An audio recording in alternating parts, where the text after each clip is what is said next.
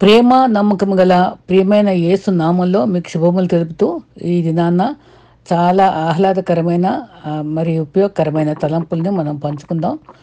ముందుగా బంగారు పరిగలో మరి నీకు చేతనైతే అని నాకు వాట్సాప్లో వచ్చిన మెసేజ్ ఆధారంగా మీతో పంచుకుంటాను. నీకు చేతనైతే ప్రేమించు, లేకపోతే ద్వేషించద్దు. నీకు చేతనైతే ప్రార్థించు, లేకపోతే పాపం చేయొద్దు. నీకు చేతనైతే దేవునిలో ఆనందించు, మరి అవమానపరచద్దు. నీకు చేతనైతే ఆదుకో, ఇతరులను బాధించద్దు. నీకు చేతనైతే ప్రోత్సహించు, పొట్టాడవద్దు. నీకు చేతనైతే సాక్ష్యం ఇవ్వు, లేకపోతే సాక్ష్యం పోగొట్టుకోవద్దు. నీకు చేతనైతే సహకారిగా ఉండు, లేకపోతే అపకారం చేయకు.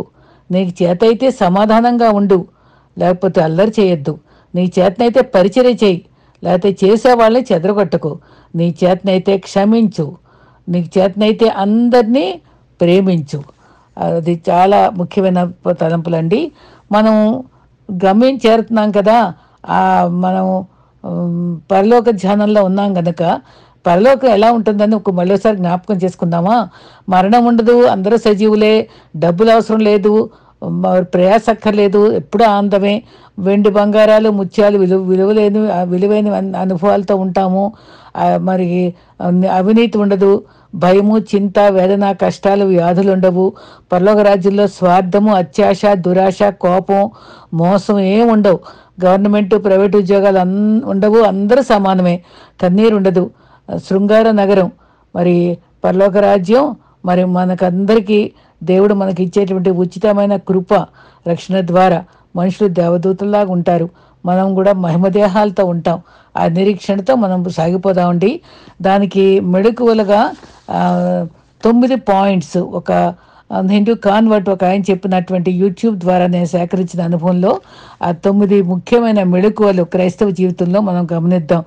మనం దేవునికి దగ్గర అవ్వాలంటే మొదటి స్టెప్పు నీటి బ్యాప్టిజం కనుక తీతు రాసిన పత్రికలో 3:5 మనం నీతిని అనుసరించి క్రియల మూలముగా కాక తన కనికరం చొప్పున పునర్జన్మ సంబంధమైన స్నానము ద్వారా పరిశుద్ధాత్మకు నూతన స్వభావం కలిగించి రక్షించుకున్నాడు. పునరుద్ధాన సంబంధమైనటువంటి స్నానం అంటే బ్యాప్టిజమే. అది ముఖ్యమైనది. ఆధ్యాత్మిక జగత్తులో అలుపెరుగగా సాగిపోవాలంటే మొదట అడుగు వేసేదే నీటి బ్యాప్టిజం. మరి అది ఇండ్ల కోసం బ్యాప్టిజం తీసుకున్నామని ఒకసారి ఆలోచించుకుంటే పాప క్షమాపణ నిమిత్తమే మనము తీసుకోవాలి. అది గొర్రెపిల్ల వివాహాలు పాలు పొందడానికే, ఈ వివాహాలు కాదు. అది బ్యాప్టిజం పొందాలి. మరి ఈ భక్తుడు చెప్తాడు, మాయ మనసు వదిలిపెట్టుటే మారు మనసు. మరి నోటితో మాట్లాడి నొసతో వెక్కిరించే ఆ మనసే మాయ మనసు. నులివెచ్చని స్థితే మాయ మనసు. అది వదిలిపెట్టం కాదు, విసర్జించేయాలి. మళ్ళీ దాని జోలికి వెళ్ళకూడదు. మనకు అనుకూలమైన మనస్సు, మన క్రీస్తుకు అనుకూలమైన మనసే ఈ మారు మనసు. బ్యాప్టిసో అనే మూల పదం నుంచి వచ్చింది. ఇది నూతన పరచబడటం, క్రీస్తుని ధరించుకుని సంఘంలో చేర్చబడి సభ్యత్వం పొందడం, కూడా ఆయన రక్తంలో కడుగుపడటం, ప్రాచీన స్వభావము జలసమాధి కావడం, లోకానికి వేరే రక్షణ పొందే అనుభవంలోకి రావడం. ఇది మొదటి అనుభవం. రెండవ మెట్టు మీ మనస్సును నడుము కట్టుకొని ఉండుడి. ఇది రెండవ మెట్టు అండి. మన మనసును స్వాధీనపరుచుకున్న వాడు శ్రేష్ఠుడు కదా. స్వబుద్ధి నిబ్బరమైన మనసు గల వారి నిరీక్షణ కలిగి ఉండాలి. మరి నడుము కట్టుకోవాలి, మనస్సు నడుము కట్టుకోవాలి. ఆ మనస్సు అనేది మనం ఆలోచించుకొని దాన్ని కంట్రోల్ చేసుకోవడం మనకు చాలా అవసరం. అది చేయకూడదు మరి అనేది చేయడం అది మనసు స్వాధీనంలో లేనప్పుడు జరుగుతుంది కదా. మరి హిందూ కాబట్టి అన్ని హిందూ పదాల్లో చెప్తూ ఇంతకుముందు మడిగట్టు కట్టుకున్నాం, ఇప్పుడు నడిగట్టు కట్టుకోవాలంట. ఇది కోతి స్వభావం లాంటిది మనస్సు.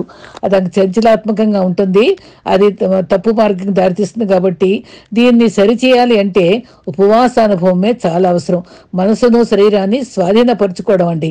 మనస్సు శరీర సంబంధమైంది, మరి ఆత్మ సంబంధమైన దైవ సంబంధమైనటువంటి ఆత్మ బలపడాలంటే మన మనస్సు ఆ శరీరాన్ని లోపరుచుకోవాలి. అదే పౌలు చెప్తాడు, నా శరీరాన్ని లోపరుచుకుంటున్నాను. మరి చెరువుకి బలం నీరే కదా. నీరు చెరువు బలహీనం అయిపోతే ఆ నీళ్ళన్నీ తీసేస్తే ఆ రొయ్యలన్నీ పక్క వస్తే ఏటండి, అది బలహీనమైనప్పుడే జరుగుతుంది. అందుకని మన శరీరాన్ని బలహీనపరుచుకున్నప్పుడే ఆత్మ బలపడుతుంది. అప్పుడు ఆ ఆత్మతో బలపడ్డాడు పౌలు. ఆత్మ సిద్ధమే కానీ శరీరం బలహీనం కానీ ఆత్మ సిద్ధమే అన్నాడు. ఆ బలహీన శరీరంలో మనం కంట్రోల్ చేసుకొని ఉపవాసం ద్వారా నడుమును మనస్సును కట్టుకోవాలి. రెండవది మూడవ స్టెప్, జిహ్వ ఫలము దేవునికి కావాలి. స్తుతి ఫలము. జిహ్వ ఫలం అంటే నోటితో పలికేది, నాలుగుతో స్తుతించేది. అనుదినము స్తుతించాలి. స్తుతి స్థితిని మారుస్తుంది కదా. స్తుతిస్తున్నామా, సతాయిస్తున్నామా, సడుగుతున్నామా ఆలోచించుకుందాం. ఎరుకో గోడలను కొల్చగలది స్తుతే కదా. దావీదు జీవితాన్ని దుడ్డుకర్ర చేతిలో బదులు రాజదండం ఇచ్చాడు కదా. మరి మురికి బట్టలు కట్టుకుని గొర్రెల కాపరిగా ఉండే ఆయన రాజవస్త్రాలు ధరించాడు కదా. మరి నిజంగానే దావీదు ఎల్లప్పుడూ స్తుతించాడు. స్తుతి నన్ను మార్చింది. స్తుతికి లిమిట్ లేదు, కౌంట్ లేదు. చక్కటి పాట, ఆకాశవాసులారా యెహోవాను స్తుతించుడి, వృద్ధులు బాలురు యవ్వనులారా స్తుతించండి. వయసు తేడా లేదు, ఆయన స్తుతించాలి. అది మూడో మాట. నాలుగో స్టెప్పు, మరి హృదయాన్ని అర్పించాలి. మరి అది చక్కటి హృదయ వేదన బయలుపరిచినటువంటి దావీదు 51:7 16, 17 చాలా మంచిగా ఉందండి. మరి ఒక విధంగా చెప్పాలంటే ఈయన హిందూ కాన్వర్ట్ కదా, చెప్తాడు, గట్టి కొబ్బరికాయని, గట్టి హృదయం లాంటి కొబ్బరికాయని కొట్టి అప్పుడు మనం తెల్లటి ఆ పదార్థాన్ని గుంజు చూస్తాం కదా. అలాగే మనం కఠినమైన మనస్సును ప్రభు దగ్గర కొట్టుకొని హిమం కంటే తెల్లగా మార్చుకుని హిస్సోప్గా కడుగు అని మనం ప్రార్థించుకోవడం అవసరం అంటాడు. నిజమే, పాపం ఒప్పుకోవడంలో మరి దావీదు చాలా గొప్పవాడు. పాపం కప్పుకొనక ఒప్పుకున్నాడు. తర్వాత ఆదాం పేరు కూడా లేదు. తర్వాత ఏబెల్ నుంచి మొదలుపెట్టాడు విశ్వాస వీరులు. అయితే దావీదు పేరుంది. అది విశ్వాస వీరులు నిజంగా విశ్వాసాన్ని ఆయుధంగా సాధించిన వాళ్ళే, వాళ్ళ పేర్లు జాబితాలో ఉన్నాయి కదా. విరిగిన హృదయం గల దావీదు దాన్ని అర్పించాడు. హృదయ శుద్ధి కావాలి. అయితే ఈ నాలుగవది హృదయాన్ని అర్పించాలి. ఐదవ మెట్టు, మరి పరిమళ వాసనగా మన జీవితాలు మారాలి, పరిమళంగా మారాలి. ఎఫ్ఎస్సి 5:2. గతంలో మనం పరిమళ ద్రవ్యాలు, పువ్వులు అన్నీ సమర్పించే వాళ్ళం అంటాడు ఈయన హిందూ కాన్వర్ట్. అయితే మన జీవితాలు ఇప్పుడు సువాసనాభరితంగా, సువాసన అనేటువంటి మంచి సాక్ష్యాన్ని మన ఇతరులకు అందించే వాళ్ళంగా ఉండాలి. సువాసన గల జీవితాన్ని మనం ధరించాలి. మరి వాక్యమైన కత్తికి పిడి వంటిది సాక్ష్యం. వాక్యమైన కత్తికి పిడి ఎంత బలమిస్తుందో అదే సాక్ష్యం ఉండాలి. మరి చక్కటి సాక్ష్యం ఎలీషాని గురించి, భక్తి దైవజనుడు ఇక్కడ ఉన్నాడు అనే సాక్ష్యం పొందాడు. సమూయేలు కూడా ఏ తప్పుతో లేదన్నాడు. అలుపురిగక వెనుతిరుగక ఆ సేవ చేసేటువంటి సువాసన భరితమైన సాక్ష్యం నేను కూడా కలిగి ఉండబట్టే నేను మారుమూల పాద్రిగా ఉన్నాను, ఒక హిందూ కాన్వర్ట్గా 19వ ఏట. కానీ ఇప్పుడు మరి నా సాక్ష్యాన్ని బట్టి అన్ని ఊర్లలో కూడా నన్ను పిలుస్తూ ప్రభు మాటలు చెప్పమంటే నేను క్రీస్తు కొరకు నమ్మకంగా బతుకుతున్నాను అని చెప్తాడు. నిజమే, మనం ఏ మారుమూలు ఉన్నా మన సాక్ష్యం సరైందంటే గుర్తింపబడతాం. శిలువ రక్త బంధువుల మధ్య సాక్ష్యం వెదజల్లే అవకాశాలు మనం పొందుకోవాలి. క్రీస్తు కీర్తి శేషులు కాక, నాకు ఈ మాట చాలా ఇష్టం అండి, సాక్షి శేషులం కావాలి. నా తపనంతా అదే. సాక్షి శేషంగా నన్ను బ్రతికించి ప్రభువా అని నేను రోజు అడుగుతానండి. సాయాన్ని చేసిన వాళ్ళు అవి మాయం చేసేసి నీరాపు నిందలు వేసే పరిస్థితులు వస్తాయి. యోసేపు కూడా అంతే, ఎన్నో నిందలు పడ్డాడు కానీ దేవుడు అవన్నీ ఉన్నత స్థాయికి మార్చాడు. మబ్బులాగా విడిపోయాయి. రూపొందించిన దేవుడే నిరూపిస్తాడు కదా. అయితే 6వ మాట, మనం ప్రార్థన ధూపంగా వేయాలి. ప్రార్థనా ధూపం మరి అదంట ప్రార్థన సైతానుకు పొగ వంటిది. అది మనకి సైతాను కళ్ళకు పొగ వంటిది. ప్రార్థన మనకు జీవము, అదే ఉజ్జీవం కలిగిస్తుంది. అదే ఒక ఆయుధం, యుద్ధోపకరణం. శరీర సంబంధమైనవి కావవి. అది ప్రార్థన మనకు ఊపిరి కావాలి, ఒక భాగంగా కావాలి. మరి 100 ప్రసంగికుల కన్నా ఒక్క ప్రార్థనాపరుడు విలువైన వాడటండి. ఎంత గొప్ప మాట. ప్రార్థన తెరిచే తాళం వంటిది. ప్రార్థన కూడా స్థితి మారిస్తే ఇది పరిస్థితులను ప్రార్థన మారుస్తుంది. మరి పాపం చేసేవాడు ప్రార్థన చేయడు, ప్రార్థన చేసేవాడు పాపం చేయడు. మళ్ళీ చెప్తా, పాపం చేసేవాడు ప్రార్థన చేయడు, ప్రార్థన చేసేవాడైతే పాపమే అసలు చేయడు. ప్రార్థన మరి ప్రసంగాలు తీసుకెళ్ళవు, కానీ దూతలు మనం చేసే ప్రార్థనలే ఆ పరలోకానికి తీసుకెళ్తాయి. కాబట్టి ఈ చక్కటి మాట అన్నాడు, మొర్ర పెట్టే సమయంలో గుర్రు పెట్టద్దు. ఎందుకంటే 2019 నుంచి 21 మళ్ళీ 22లో ప్రవేశపెడతాం 6 నెలల్లో. అయితే మనం ప్రపంచం అంతా అల్లాడిపోతుంది. మనం బాగా ప్రార్థన చేయాలి. సాంబ్రాణి ధూపం వేసి గతంలో వేస్తే ఇప్పుడు ప్రార్థన ధూపం వేసుకోవాలి మనమంతా అని చెప్తాడు ఆయన. సంఖ్యాకాండం 12:42లో ధూపం అహరోన్లు కోపం ఆ ధూపం వేసినప్పుడు కోపం ఆగిపోయింది. ఇప్పుడు మనం చేయాలి ప్రార్థన ధూపంగా, ఆయన కోపం ఆగిపోయేటట్టుగా, ఈ కరోనా బారి నుంచి తప్పించబడేటట్టుగా మనం ప్రార్థన గురువు పెట్టక ప్రార్థించే పవారంగా ఉందాం. అయితే తర్వాత మెట్టు లూకా 12:35 మీ దీపాలు వెలుగుచుండనీయుడి. అది మనం గతంలో చీకట్లో ఉన్నాం, ఆరిపోయిన దీపాలుగా ఉన్నాం. అయితే మన ప్రధాన యాజకుడు మరి ఆరిపోయిన దీపాలను వెలిగించగలడు. మనం మండే దీపాలుగా ప్రకాశించాలి. ఒక్కొక్కరు ఒక దీపంగా ప్రకాశించాలి. దీపస్తంభంగా ఆ దీపాలన్నీ దీపస్తంభంగా నిలిస్తే అది స్థానిక సంఘంతో వెలగాలి. ఆ దీపస్తంభం యొక్క ఆ వెలుగుని అనేకులకు ప్రకాశింపచేయాలి. ఆధ్యాత్మిక జీవితంలో క్రీస్తు కాంతి కిరణాలు పంచటం, అది క్యాండిల్ సర్వీసు. మనమే వెలగాలి. లోకానికి వెలుగుగా మారటానికే వెలిగించాడు. అన్యులైన మనము ఒకప్పుడు వెలిగించిన దీపాలను ఇప్పుడు క్రీస్తు రథాలుగా నడిచే క్రీస్తు రథాలు కావాలి. క్రీస్తు పత్రికలు కావాలి. బ్రతుకున్న బైబిల్ గ్రంథాలు కావాలి. క్రీస్తు దైవకాంతి ప్రపంచమంతటా ప్రకటించే వాళ్ళంగా మనం నిలబడాలి. అది మన కర్తవ్యం. అది అఖండ దీపాలు కావాలి. అది స్థిరంగా బలంగా కొనసాగాలి. 8వ స్టెప్పు రోమా 12:1 సజీవ యాగంగా దేవునికి సమర్పించుకోవాలి. మీ దేహాలతో మహిమపరచాలి. మన దేహాలు దేవాలయాలుగా మారాలి. సైతాన్ చేతిలో ఉంటే పొయ్యిలోకి వెళతాం, దేవుని చేతిలో ఉంటే ఆలయంగా మారిపోతాం. కాబట్టి గతంలో కర్పూర హారతి చెల్లించేవాళ్ళం, కానీ ఇప్పుడు నిజమైన హారతి దేవునికి సజీవ యాగంగా మన శరీరాన్ని సమర్పించుకుని మహిమపరచుకోవాలి. 9వది చివరిది మ్రోగించుతున్నది. మన యేసయ్య గారి పాట చాలా చక్కగా పాడారు ఆయన. మ్రోగించుతున్నది ప్రతి చోట సాక్షిగా నా దీపమే యేసయ్య, అలుపెరగక సాక్షిగా ఉండే యేసన్న గారి చక్కటి పాటలు రాశాడు. ఆయన ఆధ్యాత్మిక గంట. మనం సువార్త గంటలుగా మ్రోగాలి. మరి ఒక్కడివే ఉంటే అదే దేవునితో మాట్లాడు, చక్కటి మాట అండి. నలుగురితో ఉంటే దేవుని గురించి మాట్లాడు. మళ్ళీ చెప్తా, ఒక్కడిగా ఉంటే దేవునితోనే మాట్లాడుకో ప్రార్థన ద్వారా. మరి నలుగురితో ఉంటే మాత్రం సాక్ష్యంగా దేవుని గురించే మాట్లాడు. యేసు గురించి చెప్పకుండా ఒక్కరోజు కూడా గడపరాదని ఒక చక్కటి నిర్ణయంలోకి వద్దాం. అదే సువార్త గంటలంగా మారిపోదాం. మరి క్రీస్తుని అనేకులకు పరిచయం చేద్దాం. మరి చివరిగా మరోసారి జ్ఞాపకం చేసుకుందాం. 9 స్టెప్స్ జ్ఞాపకం చేసుకుందాం. మొదటిది బ్యాప్టిజ్ అనుభవంలో ఒక అడుగు పెడతాం. తర్వాత మనసు నడుము కట్టుకుంటాం. తర్వాత 3వది జీవఫలం అర్పిస్తాం. 4వది విరిగిన మనసుతో మన హృదయ శుద్ధితో అర్పిస్తాం. తర్వాత పరిమళ వాసనగా సాక్ష్యంగా ఉందాం. తర్వాత ప్రార్థన ధూపంగా వేద్దాం. తర్వాత మన దీపాలుగా ఒక్కొక్కరం వెలుగుదాం. తర్వాత సజీవ యాగంగా మన శరీరాన్ని దేవాలయంగా సమర్పించుకుందాం. దీపాలు వెలగాలి. తర్వాత ప్రతి చోట మరి మనం సాక్షులుగా ఉండాలి. సాక్షిగా మరి సువార్త గంటలు మ్రోగాలి.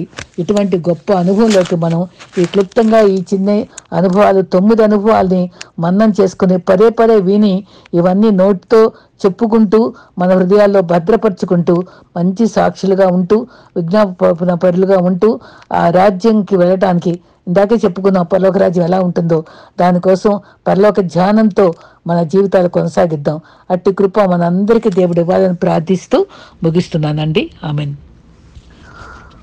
అత్యున్నత సింహాసనం మీద ఆశీనుడై ఉన్న క్రీస్తు ప్రభుని నామంలో మీకు అందరికి శుభమా తెలుపుతానండి. ఈ దినాన బంగారు పరుగులు కొన్ని తలంపులు చెప్పుకున్నాక ఒక చక్కని అంశాన్ని ధ్యానించుకుందాం. మరట మనసుని చంపుకుని కాదు, మనస్ఫూర్తిగా జీవించాలి. మరి పూర్ణ హృదయంతో, పూర్ణ ఆత్మతో, పూర్ణ శరీరంతో దేవుని ప్రేమించి మనస్సాక్షితో జీవిస్తే నిజమైన ఆనందము, శాంతి లభిస్తాయని తెలుసుకోవాలి. అయితే మరి మనకు నచ్చినట్లుగా బ్రతకాలంటే ధైర్యం కావాలి. ఇతరులకు నచ్చినట్లు బ్రతకాలంటే సర్దుకుపోవాలి. అందరికీ నచ్చాలంటే నవ్వుతూ బ్రతికేయాలి. అందుకే పౌలు చెప్తాడు, ఆనందించండి, మరలా చెప్పును, మీ సహనము సకల జనులకు తెలియబడినివ్వండి, ప్రశాంతంగా గడిపేయండి అని చెప్తాడు. సరే, తను కూడా అలాగే కష్టాల్లో ప్రశాంతంగా ఉండేవాడు పౌలు. అయితే ధైర్యం అనేదట ఒక పదునైన ఆయుధం. దాన్ని వాడితే అనేక సమస్యలు సాధిస్తాం. అసాధ్యాలు కూడా సుసాధ్యాలవుతాయి. లోకంలో శ్రమ కలుగును, మీకు ధైర్యం తెచ్చుకోండి అన్నాడు. కాబట్టి ధైర్యం అనేది మనకు చాలా అవసరం. బద్ధకస్తులు పనిచేయకుండా ఇతరుల నుంచి ఆశిస్తూ ఉంటారు, కానీ ఇతరుల నుండి ఏది ఆశించకూడదు. మనం తాత్కాలికంగానే ఉంటుంది వాళ్ళు ఇచ్చేది, కానీ మనం కృషితో సంపాదించింది శాశ్వతం. అందుకే మన బైబిల్లో ఏం చెప్తారు? సోమరి చీమల దగ్గరికి వెళ్ళు అని చెప్తారు. శ్రద్ధ గలవాడు ఐశ్వర్యవంతుడవుతాడు. మరి ప్రతి పని కృషితో శ్రద్ధతో చేయడం చాలా అవసరం. మరి కాలికి దెబ్బ తగిలితే, ఎదురు దెబ్బలు తగిలితే నడక నేర్చుకుంటాం. జీవితంలో కష్టాలు ఎదురైతే వివేకం నేర్పిస్తుంది.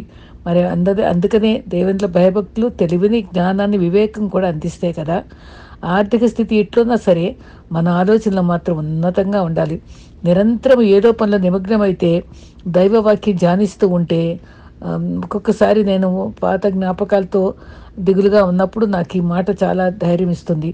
ఎప్పుడు బిజీగా ఉండగలిగితే, ధ్యానిస్తూ గడిపితే మరి నిరాశ అనేది దరికి చేరదు, గొప్ప ధన్యత కూడా లభిస్తుంది. ఇది మనం గుర్తుపెట్టుకుందాం. ఇది నాన్న చక్కని అంశాన్ని ఈ యూట్యూబ్ ద్వారా నేను గ్రహించింది. యెహోవాను సంతోషపెట్టడం, దానికి ఎలా సంతోషపెడతాం, ఎలా ఇష్టంగా జీవిస్తాం అనే షరతుల గురించి స్పష్టంగా తెలుసుకుందామండి. అయితే 2 కొరింథీ 5:9 ఏముందంటే, మనము మా గురి చూస్తూ మన ప్రవర్తన సరిచేసుకుంటూ ఆయన సంతోషపెడుతూ సాగిపోవాలనుకుంటాం కదా. అయితే ఆయనకి ఇష్టలుగా జీవించాలి, ఎప్పుడూ ధైర్యంగా బ్రతకాలి. మరి బికి డికి మధ్య సి ఉంది కదా. బర్త్ సర్టిఫికెట్, డెత్ సర్టిఫికెట్కి మధ్య సి ఉంది. ఆ సి అంటే ఏంటంటే మన చాయిస్. మన జీవితం అంతా మన నిర్ణయాలతోనే ఉందండి. మనం ఎలా చూస్ చేసుకుంటే అలాగే మనం బతకగలం. క్రీస్తును అంగీకరించి ఇష్టంగా ఆయన సంతోషపెడుతూ ఆయన చిత్తం తెలుసుకొని బ్రతకాలి. దావీదు ప్రియుడు, కానీ అతనికి ఇష్టలుగా జీవించాడు. ఇక్కడ చక్కటి వాక్యం ఉంది. ఇక్కడ ఏంటంటే అన్నీ కూడా 2 కొరింథీ 5:9 న్యాయపీఠం ఎదుట నుంచోవాలి. మనం చేసిన ప్రతి పని మనం లెక్క చెప్పాలి. అంతేకాదు 1 దశలోనికలో 1:4 చక్కటి మాట ఉంది. మీరు ఎలాగో నడుచుకుని దేవుని సంతోషపరచవలనో మా వల్ల నేర్చుకొని ఆ ప్రకారం నడుచుకుని ఉండి పరిశుద్ధంగా జీవించండి, దేవుని చిత్తం ఎరగండి అని పౌలు చెప్తాడు. అంత ఎలా సంతోషపెట్టాలో మనం ఆలోచించుకోవాలండి. తర్వాత మరి నిజంగానే ఈ మాట చాలా మనసులో పెట్టుకోవాలి. ఆయన ఎలా సంతోషపెట్టే అనుభవాలు మనకు ఉంటాయో చాలా రకాలుగా ఇద్దరు ముగ్గురు భక్తులు చెప్తూ వచ్చారండి. లాజరు ధనవంతుడు కథలో ఆలోచిస్తే, ధనవంతుడు ఇష్టం వచ్చినట్టు బతికాడు, ఇష్టం వచ్చిన లోకంతో రాజీపడ్డాడు. కానీ లాజరు అయితే నలిగిపోయి ఉన్నాడు. కానీ అంతంలో ఎంతో చక్కని డిఫరెన్స్ చూస్తాం మనం.